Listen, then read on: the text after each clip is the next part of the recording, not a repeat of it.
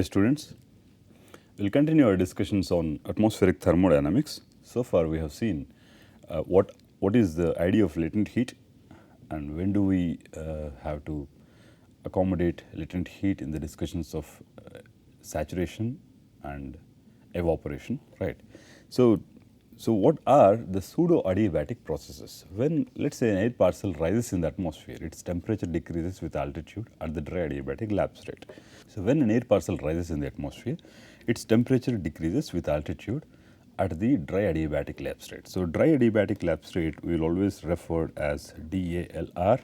So the dry adiabatic lapse rate is minus G over Cp, which is 9 to 10 degree Celsius per every kilometer, right. So this is what we have derived already, right. So when the air parcel rises, what happens? Its temperature will decrease with respect to height as it continues to rise until it becomes saturated with water vapor, right. So here the inside the air parcel there is no physical addition of moisture, but its saturation mixing ratio is lowered with respect to the temperature. So it reaches the existing mixing ratio and the parcel then can be called as saturated, right. When you lift it beyond the lifting condensation level or the point of reaching Ws, further lifting results in the condensation of liquid water or deposition of ice. If it is very cold, it may result in a phase transition between vapor to solid, or generally when it is reached the lifting condensation level, the moisture which is now saturated. So generally what will happen if you reach saturation, you cannot add any more amount of, let us say, water vapor, then the water vapor will condense. The condensation will give out two things. One, it will release some heat into the air parcel, and two, it will release or it will make the droplets, tiny droplets to form. So these two can be called as the condensation products. So this condensation will release heat and condensation products into the air parcel. Now, what is your air parcel? The idea of air parcel is such that it is an adiabatic entity. I mean, it does not allow any amount of heat to be added or any amount of mass to be added into it. That is the basic idea, right. So consequent to the release of heat into the air parcel, the temperature decreases, the rate of the air parcel is reduced, right. So the temperature decreases. So the idea is, so if the temperature is decreasing with respect to height along this, like this, let us say, suddenly at this point you identify LCL. Suddenly when it reaches this point, so the temperature should decrease at this rate ideally, but since there is addition of heat into the air parcel at this point, the rate at which the temperature decrease will not be this, will not be so fast, it will be lesser fast, right. So the idea is as the air parcel reaches saturation, it will leave out the products of condensation, which is heat and water droplets. As a result of this additional heat that is being added inside the air parcel, the temperature of the air parcel will not decrease as it used to decrease according to DALR.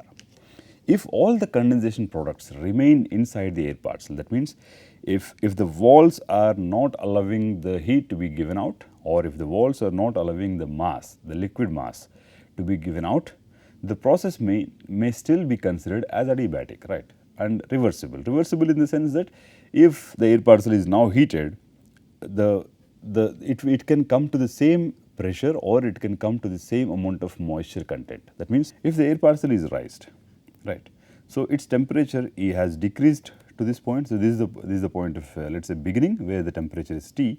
So T prime is the temperature when the air parcel rises to a particular height, and if this height happens to be the LCL, then it will result in the formation of droplets and its temperature will again go up, right. Now, when do you call this process as reversible? At this point, if the walls are not adiabatic, if the moisture is lost, or if the temperature that has been raised is also lost, then if you bring down this air parcel, the temperature should increase, right. When the temperature increases, at this point there should be moisture, because now if it is not adiabatic, completely adiabatic, where will you bring the moisture inside the air parcel? So this process is not reversible, right. So, if the condensation products remain inside the parcel, the process may still be considered as adiabatic and reversible, provided the heat does not escape the air parcel. In this process, the air parcel is then said to undergo saturated adiabatic process, because now the things are saturated, and the rate at which the temperature decreases is ideally not equal to the dry adiabatic lapse rate. Right. If the products of condensation immediately fall out of the air parcel, the process becomes irreversible, like I said, right, and not strictly adiabatic, because it has lost. The parcel is then said to undergo a pseudo-adiabatic process, not completely adiabatic, but a pseudo-adiabatic process. Okay. Right. Now, with the idea that the temperature of the air parcel suddenly increases as it reaches saturation or as it reaches lifting condensation level, it is evident that we cannot use the same value of dry adiabatic lapse rate throughout the atmospheric column. Let us say 10 kilometers. Generally, what we say is it will be a 10 degrees Celsius decrease in the temperature for every 1 kilometer that you travel upwards. Right. So, this dry adiabatic lapse rate is a constant in the sense G over Cp, right. So, is a constant with respect to height. There is no variation in gamma d with respect to height. But generally what happens when it reaches saturation, when the parcel reaches saturation, suddenly heat is added and temperature increases.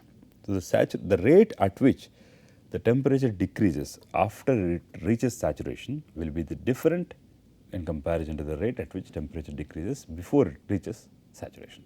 The numerical value of saturated adiabatic lapse rate varies with pressure and temperature. So, now we are talking about another parameter, another lapse rate, gamma S. So far this is gamma D, which is the dry adiabatic lapse rate. Now we talk about what is called as gamma S, which varies with pressure and temperature. The saturated adiabatic lapse rate should now accommodate the release of latent heat when the water vapor condenses to form liquid water. This is the basic idea. So, gamma D and gamma S are different, right. Let us see how. We will try to derive an expression for the saturated adiabatic lapse rate by starting from the first law of thermodynamics, where H plus phi is defined as the dry static energy, dQ is equal to the total heat content of the system plus the geopotential, right. So, we can simply write dQ, the heat that is supplied, is equal to Cp dt. Cp dt is coming from the enthalpy, G dz is coming from the geopotential, right. If the saturation ratio of air with respect to water is Ws, the saturation ratio of air with respect to water, not dry air with respect to water is Ws. The quantity of heat that is dQ that is released into the air parcel by a unit mass of dry air due to the condensation, right, of liquid water becomes minus LV dWs. Minus is because the heat is released, right. Now, here I have accommodated the provision to release of heat as well as absorbed, condensation or evaporation. So, release is when the parcel rises, right, heat is released, and release is also accompanied with condensation. Now, when the parcel is sinking, let us say, exactly opposite will happen. Instead of release, it will be absorbed and it will be evaporation, right. So, LV is the latent heat of condensation. So, like we said, we need a minus sign to accommodate the release of heat, right. So, we will simply substitute dQ. So, dQ is minus LV dWs. We will put this into dQ. It is Cp dt plus G dz. If we now at this point, if we neglect the small amount of water vapor associated with a unit mass of dry air, which are also warmed or cooled by the release of latent heat, let us say. Okay. So, then let us say we divide this expression with dz. They will divide this expression with dz. We get this minus LV over Cp. So, I brought Cp over here. So, for getting this in this form, G by Cp is conveniently replaced with gamma d, can be replaced, right. So, LV by Cp dWs by dz is equals to dt by dz, same thing. So, I divided this expression with Cp and divided this expression with, rather simply put, Cp dz, right. So, here dt by dz is now the change of temperature with respect to height, but how is it different? Because now earlier case we have simply equated this to be 0, right. So, earlier when we were discussing the dry adiabatic lapse rate, so simply we have made dq is equals to 0 because it is perfectly adiabatic, there is no addition of heat, there is no release of heat. So, dq is equals to 0, but this term now dq is this, right. So, dq upon simple algebra, so this term is still dq. You make this term to be 0, you will still get dt by dz is equals to minus g over Cp, which is the dry adiabatic lapse rate. Now, we have to deal with this non-zero term dq, right. So, dt by dz, since this now this is saturated adiabatic lapse rate. So, this is gamma, this can be called as gamma S. So, dt by dz is simple rearrangement, dt by dz is equals to minus Lv dw by Cp dz minus g by Cp, right.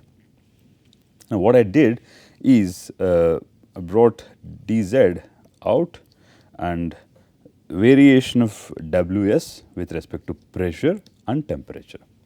Like I said in the slides before, the saturation with it will be varying with respect to. So, the value of the numerical value of saturated adiabatic lapse rate varies with pressure and temperature, right. So, we will see what is the variation of mixing ratio, saturation mixing ratio with respect to pressure plus with respect to temperature, right. So, this is a simple algebraic rearrangement. So, dt by dz can now be written as, so dw by ds by dp plus dw by dt times dt at a constant temperature and at a constant pressure, right. So, we will make this algebraic rearrangement again. So, dt by dz have been pulled out from here, right. dt by dz is equals to Lv by Cp dz, Lv by Cp dz, this as it is, minus g by Cp. So, here dw by dt is this part is pulled here, L by Cp dz, dz is taken now here, dt by dz minus Lv by Cp dws by dp into dp by dz. So, this dz goes here and here, minus g by Cp remains, right. Now, what I have done is I have taken dt by dz common from this part and this part, dt by dz is equals to 1 plus, this becomes plus when you pull it to the left side, 1 plus Lv by Cp into dws by dt at a constant pressure, right, is equals to minus g by Cp, 1 plus Lv by g dws by dp at a constant temperature times dp by dz, right. So, the hydrostatic equation says the rate of change of pressure with respect to height is equals to minus rho g, right, and the rate of change of temperature with respect to height is gamma S, and g over Cp is gamma T, right. So, you substitute this and this into this equation, you will get gamma S is dt by dz into 1 plus Lv by Cp dws by dt at a constant pressure is equals to g by Cp into. So, I have substituted this hydrostatic equation here, right. Then gamma S, the saturated adiabatic lapse rate, simply becomes g by Cp times 1 plus Lv by g dws by dp at constant temperature times minus rho g divided by 1 plus Lv by Cp dws by dt at a constant pressure, right. So, gamma S is minus dt by dz, to signify the decrease of temperature, is g by Cp now called as gamma d times 1 minus rho is the density which came into this mathematics from the hydrostatic equilibrium, is rho Lv dws by dp at a constant temperature and 1 plus Lv by Cp dws by dt at a constant pressure, right. So, generally for atmospheric conditions we can say that this term which appears here, this term is negligible, right. So, here, so I can say that gamma s is gamma d times 1 by 1 plus LV by Cp into dWs by dt constant p, right. So, here in the denominator you have a 1 plus term, right. So, whatever is gamma d, when you divide it with one point, let us say x, gamma s will always be less than gamma d. That means, the saturated adiabatic lapse rate will always be less than the dry adiabatic lapse rate. So, we will realize that the saturated adiabatic lapse rate is nearly 6 to 7 degrees Celsius per kilometer, and the dry adiabatic lapse rate is we have seen that it is 10 degrees Celsius per kilometer, right. So, why is it less? Why is it less? Because saturated adiabatic lapse rate has to accommodate an addition of heat. Addition of heat due to condensation. That is it, as simple as that, right. So, so this is something about the saturated adiabatic lapse rate. So, we start from the first law of thermodynamics. So, the first law of thermodynamics was also the starting point for deriving the dry adiabatic lapse rate, but then we simply made dq is equal to 0. So, here it is very simple. So, just that dq being written in terms of the latent heat has given us this expression, right. So, this is a very important expression in the sense that, so this expression is for saturated adiabatic lapse rate, right. Now, we define what is also called as, we have seen what is the potential temperature. The idea of potential temperature was simple. You take an air parcel, it can exist at any particular, any pressure. It can be at a pressure which is less than the atmospheric pressure, standard atmospheric pressure at sea level, or more than, right. When you bring it to the level of atmospheric pressure, the temperature then is called as the potential temperature. We can now define what is equivalent potential temperature. When, let us say, how equivalent potential temperature describes how temperature varies with pressure under the conditions of saturated adiabatic ascent or descent. So, how is this different? Let us say, so earlier when we compressed the air parcel to reach atmospheric pressure, or we expanded the air parcel, when we expanded the air parcel to reach the atmospheric pressure, the resulting temperature was known to be the potential temperature. But in this process, if saturation happens or if addition of heat happens, then the resulting temperature will slightly be different, because the temperature should also simply speaking, if you allow condensation to happen, the resulting temperature will be larger in comparison to the potential temperature, right. So, basically the process is still the same, where you reach the standard pressure, but here you define the equivalent potential temperature to accommodate saturation, right. So, we start from the first law of thermodynamics, dq is equal to du plus dw, where we have used the enthalpy and the geopotential or specific volume, dq is equal to Cp dt minus alpha dp. So, P alpha is written as RT. So, R alpha can be replaced with RT by P. So, I write dq is equal to Cp dt minus alpha is RT by P, RT by P dP, or dq will divide by RT, dq by RT is equal to Cp dt by RT minus dP by P, or in this convenient form it is dq by T is equal to Cp dt by T minus R dP over P, right. So, this is the same equation that we have here, right. So, potential temperature was defined as this: theta is equal to temperature times P naught by P rise and R by Cp rise to the power. Now, take a logarithm. Ln of theta is equal to ln of T minus R by Cp ln P plus constant. So, here, so when we differentiate this expression, let us say ln theta, Cp d theta by theta is equals to Cp dt by t. We have taken a log and then we have differentiated. So, this is we get rid of this constant. So, let us call this equation as 1 and this equation as 2. So, what have we done? We have done two things. I mean, we have taken the first law of thermodynamics, replaced the specific volume so that we have gradients with respect to pressure and temperature. We called that equation as 1.